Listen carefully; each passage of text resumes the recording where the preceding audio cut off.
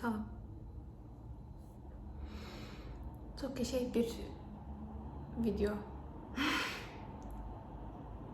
çəkirəm. Aslında demək istədiyim ki, çox geçey bir ambiyans qurdum. Video çəkmək istədim YouTube'a. Prosta hiçbir mövzusuz, hiçbir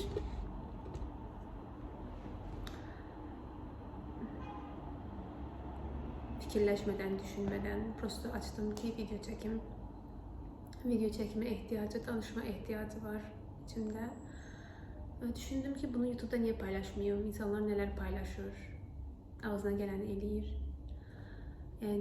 Və bunun kiminsə izləməsi önəmli deyil. Əsas olan mənim rahat olmağımdır. Özüm üçün həm də maraqlı bir experience-dir. Və bu emalatxanada mənim son günümdür. Bura mənim emalatxanamdır, belə bilməyənlər üçün. Bilməyənlər üçün ilk videomdur. Belə. Düşündüm ki, bəlkə də burada bunu çəkməliymişəm. Sifarişim var idi bir dənə, onu işləyirdim. Belə bir qız qalası, narlı belə bir şey sifariş gəlmişdi keramikanın üzərində.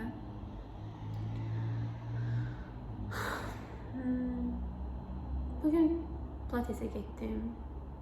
Səhər işə getdim, sonra günorta çıxdım, getdim Pilatesə.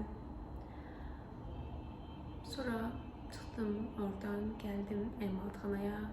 Biraz yığışdırdım emalatxananı, beşlərimi filan. Sonra oturdum, biraz işlədim. İndi də belə video çəkirəm. Haqqında danışmaq. Əslində axış gəlmək istəyir, sadəcə biraz dirənirəm. Amma danışacağım. Danışmaq istəyəcəyim mövzu özünü sevmək mövzusudur. Özünü sevmək nə deməkdir əslində? Özünü sev deyəndə nəyi nəzərdə tuturlar? Necə özünü sevmək? Ay Allah, nə gözəlsən deməkmi? Ya gözəl geyinərək özünü sevməkmi? Özünü sevmək nə anlama gəlir? Yəni, insanlar nə demək istəyir? Bunun haqqında danışmaq istəyirəm. Özündəki qaranlığı görmə cəsarəti göstərən insanlar özünü sevən, özünü sevmə yoluna addım atan insanlar deməkdir. Bu cümləni açmaq lazımdır indi. Hər insanın içində qaranlıq tərəfləri var. Hər insanın içində işıqlı tərəfləri də var. Yin-yang kimi də, yəni belə bilirsiniz, döngü. Qaranlığın içində işıq, işığın içində qaranlıq. Sən əgər öz içindəki qaranlığa çönüb baxmadan, o içindəki yaşadığın duyğuları, hissləri, keçirdiyin əsəbi, travmanı, hüzünü, acını, göz yaşını, stresi, eşq acısını, qəlb qırıqlığını çönüb baxmadan, dərininə enmədən sadəcə fiziki həyatla qarşılaşdırırsansa özünü sevməyi, bu sadəcə özünü aldatmaq deməkdir. Only positive vibes.